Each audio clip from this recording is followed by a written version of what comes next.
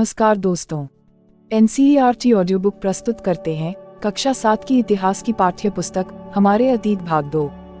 प्रस्तुत है इस पुस्तक का 6वां अध्याय, नगर, व्यापारी और शिल्पी जिन।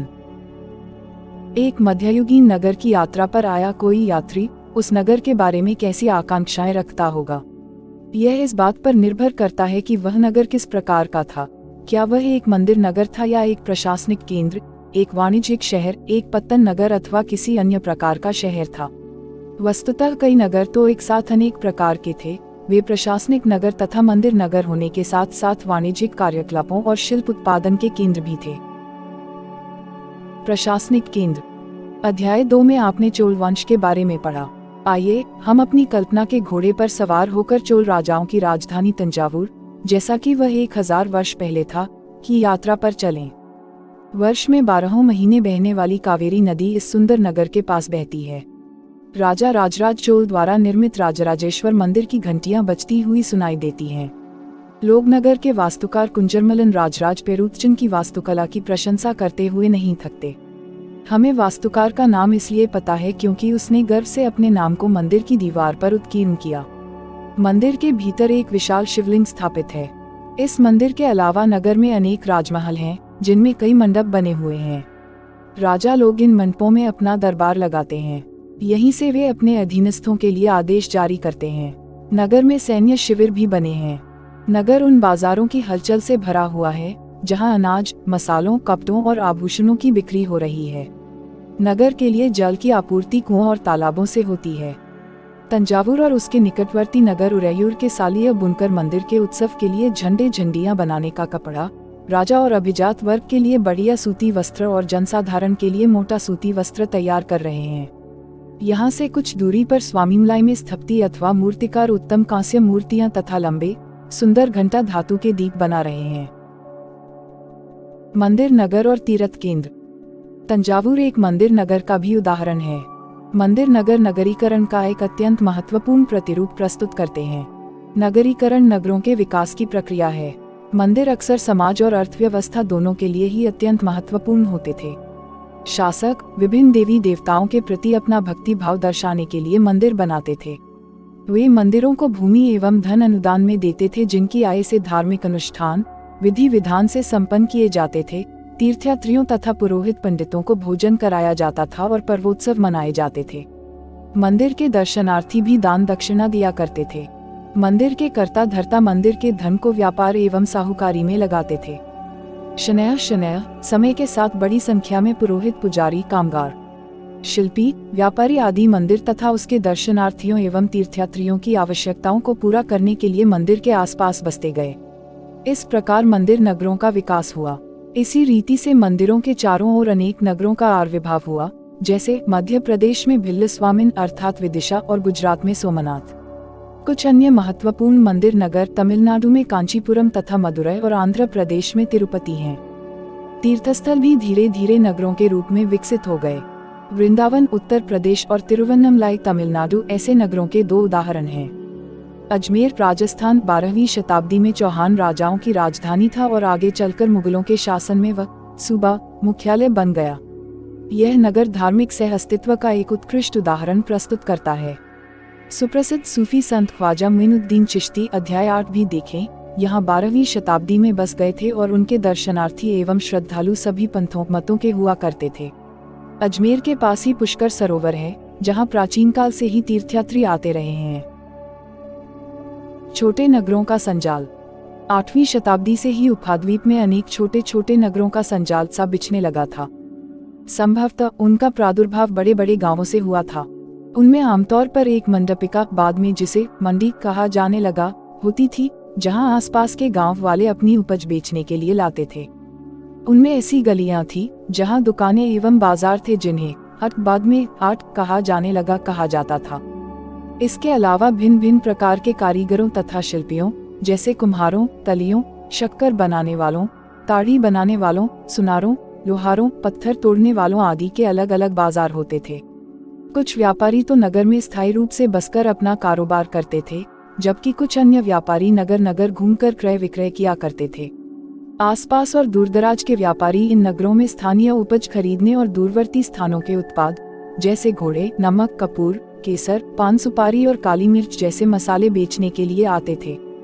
आमतौर पर कोई सामंत यानी परवर्ती काल का जमींदार इन नगरों में या इनके आसपास किलेबंदी कर महल बना लेता था।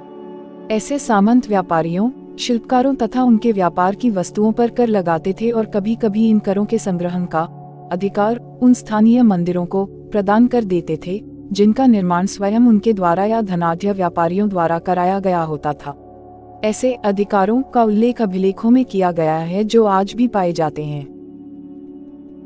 बड़े और छोटे व्यापारी कई प्रकार के हुआ करते थे। उनमें बंजारे लोग भी शामिल थे। कई व्यापारी, विशेष रूप से घोड़ों के व्यापारी, अपने संघ बनाते थे जिनका एक मुखिया होता था और वह मुखिया उनकी ओर से घोड़े खरीदने के इच्छुक योद्धाओं से बातचीत करता था। चूंकि व्यापारियों को अनेक राज्यों तथा जंगलों से होकर गुजरना पड़ता था, इसलिए वे आमतौर पर काफिले बनाकर एक साथ यात्रा करते थे और अपने हितों की रक्षा के लिए व्यापार संघ अर्थात गिल्ड बनाते थे। दक्षिण भारत में 8वीं शताब्दी और परवर्ती काल में अनेक ऐसे संघ थे। उनमें सबसे प्रसिद्ध मणिग्रामम और नानादेशी थे। ये व्यापार संघ प्रायद्वीप के भीतर और दक्षिण पूर्व एशिया तथा चीन के साथ भी दूर दूर तक व्यापार करते थे। इनके अलावा चेट्टियार और मारवाड़ी ओसवाल जैसे समुदाय भी थे जो आगे चलकर देश के प्रधान व्यापारी समूह बन गए। गुजराती व्यापारियों में हिंदू बनिया और मुस्लिम बोहरा दोनों समुदाय शामिल थे। वे दूर दूर तक लाल सागर के बंदरगाहों व फारस की खाड़ी, पूर्वी अफ्रीका, दक्षिण पूर्व एशिया तथा चीन से व्यापार करते थे। वे इन पत्तनों में कपड़े और मसाले बेचते थे और बदले में अफ्रीका से सोना और हाथी दांत एवं दक्षिण पूर्व एशिया और चीन से मसाले, टिन, मिट्टी के नीले बर्तन और चांदी लाते थे। पश्चिमी तट के नगरों में अरबी, फारसी, चीनी, यहूदी और सीरियाई ईसाई बस गए थे। लाल सागर के बंदरगाहों में बेचे जाने वाले भारतीय मसाले और कपड़े इतालवी व्यापारियों द्वारा खरीदे जाते थे और वहां से वे उन्हें आगे यूरोपीय बाजारों में पहुंचाते थे। उनसे व्यापार में बहुत लाभ होता था। उष्णकटिबंधीय जलवायु में उगाए जाने वाले मसाले काली मिर्च, दालचीनी, जायफल, सौंठ आदि यूरोपीय व्यंजनों के महत्वपूर्ण अंग बन गए थे और भारतीय सूती कपड़ा बहुत लुभावना होता था। ये चीजें ही यूरोपीय व्यापारियों को भारत तक खींच लाए। समय के साथ साथ व्यापार और नगरों का रूप किस प्रकार बदला, इसके बारे में हम शीघ्र आगे पढ़ेंगे। नगरों में शिल्प। बीदर के शिल्पकार तांबे तथा चांदी में जड़ाई के काम के लिए इतने अधिक प्रसिद्ध थे कि इस शिल्प का नाम ही बीदरी पड़ गया। पांचाल अर्थात विश्वकर्मा समुदाय, जिसमें सुनार, कसेरे, लोहार, राजमिस्त्री और बढ़ई शामिल थे, मंदिरों के निर्माण के लिए आवश्यक थे। इसके अलावा वे राजमहलों, बड़े बड़े भवनों, तालाबों और जलाशयों के निर्माण में भी अपनी महत्वपूर्ण भूमिका अदा करते थे। इसी प्रकार सालियार या कैकोलार जैसे बुनकर भी समृद्धिशाली समुदाय बन गए थे और वे मंदिरों को भारी दान दक्षिणा दिया करते थे। वस्त्र निर्माण से संबंधित कुछ अन्य कार्य, जैसे कपास को साफ करना, काटना और रंगना भी स्वतंत्र व्यवसाय बन गए थे, जिनके लिए विशेषज्ञता की आवश्यकता होती थी। हम्पी, मसूलीपट्टनम और सूरत। नजदीक से एक नजर। हम्पी की वास्तुकला का सौंदर्य। हम्पी नगर कृष्णा और तुंगभद्रा नदियों की घाटी में स्थित है। यह नगर 1336 में स्थापित विजयनगर साम्राज्य का केंद्र स्थल था। हम्पी के शानदार खंडहरों से पता चलता है कि उस शहर की किलेबंदी उच्च कोटि की थी। किले की दीवारों के निर्माण में कहीं भी गारे चूने जैसे किसी भी जोड़ने वाले मसाले का प्रयोग नहीं किया गया था और शिलाखंडों को आपस में फंसाकर गूंथा गया था। हम्पी की वास्तुकला विशिष्ट प्रकार की थी। वहाँ के शाही भवनों में भव्य मेहराब और गुंबद थे। वहाँ स्तंभों वाले कई विशाल कक्ष थे जिनमें मूर्तियों को रखने के लिए आले बने हुए थे। वहाँ सुनियोजित बाग बगीचे भी थे जिनमें कमल और टोडों की आकृति वाले मूर्तिकला के नमूने थे। 15वीं-16वीं शताब्दियों के अपने समृद्धि काल में हम्पी कई वाणिज्यिक और सांस्कृतिक गतिविधियों से गुंजायमान रहता था। उन दिनों हम्पी के बाजारों में मुस्लिम सौदागरों, चेट्टियों और पुर्तगालियों जैसे यूरोपीय व्यापारियों के एजेंटों का जमघट लगा रहता था। मंदिर सांस्कृतिक गतिविधियों के केंद्र होते थे और देवदासियां विरूपाक्ष अर्थात शिव मंदिर के अनेक स्तंभ वाले विशाल कक्षों में देव प्रतिमा, राजा तथा प्रजाजनों के समक्ष नृत्य किया करती थीं। महानवमी पर्व, जो आज दक्षिण में नवरात्रि पर्व कहलाता है, उन दिनों हम्पी में एक अत्यंत महत्वपूर्ण पर्व माना जाता था। पुरातत्वविदों ने उस महानवमी मंच को खोज निकाला है जहां राजा अपने अतिथियों का स्वागत सत्कार करता था और अधीनस्थ व्यक्तियों से नजराने उपहार लिया करता था। वहीं विराजमान होकर राजा नृत्य एवं संगीत तथा मल्लयुद्ध के कार्यक्रम भी देखा करता था। 1565 में दक्कनी सुल्तानों गोलकुंडा, बीजापुर, अहमदनगर, बरार और बीदर के शासकों के हाथों विजयनगर की पराजय के बाद हम्पी का विनाश हो गया। सूरत, पश्चिम का प्रवेश द्वार। सूरत, मुगल काल में कैम्बे, आज के खंबात और कुछ समय बाद के अहमदाबाद के साथ साथ गुजरात में पश्चिमी व्यापार का वाणिज्य केंद्र बन गया। सूरत ओरमुज़ की खाड़ी से होकर पश्चिमी एशिया के साथ व्यापार करने के लिए मुख्य द्वार था। सूरत को मक्का का प्रस्थान द्वार भी कहा जाता था, क्योंकि बहुत से हज यात्री जहाज से यहीं से रवाना होते थे।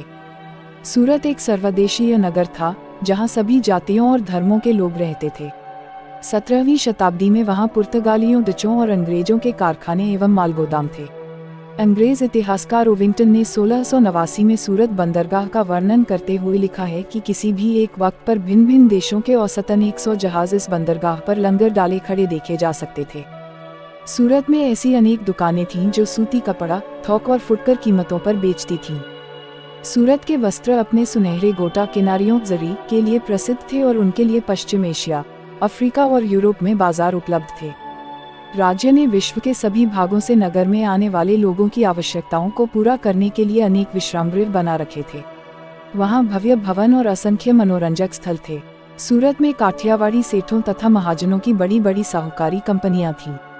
उल्लेखनीय है कि सूरत से जारी की गई हुडियों को दूर दूर तक मिस्र में काहिरा, इराक में बसरा और बेल्जियम में एंटवर्प के बाजारों में मान्यता प्राप्त थी। किंतु 17वीं शताब्दी के अंतिम वर्षों में सूरत का भी अधःपतन प्रारंभ हो गया। इसके कई कारण थे। मुगल साम्राज्य के पतन के कारण बाजारों तथा उत्पादकता की हानि, पुर्तगालियों द्वारा समुद्री मार्गों पर नियंत्रण और बम्बई, वर्तमान मुंबई से प्रतिस्पर्धा, जहां 1668 में अंग्रेजी ईस्ट इंडिया कंपनी ने अपना मुख्यालय स्थापित कर लिया था। आज सूरत एक महत्वपूर्ण वाणिज्यिक केंद्र है। जोखिम भरा दौर। मसूलीपट्टनम के लिए चुनौती। मसूलीपट्टनम या मछलीपट्टनम नगर कृष्णा नदी के डेल्टा पर स्थित है। 17वीं शताब्दी में यह भिन्न भिन्न प्रकार की गतिविधियों का नगर था। हॉलैंड और इंग्लैंड दोनों देशों की ईस्ट इंडिया कंपनियों ने मसूलीपट्टनम पर नियंत्रण प्राप्त करने का प्रयत्न किया, क्योंकि तब तक वह आंध्र तट का सबसे महत्वपूर्ण पत्तन बन गया था।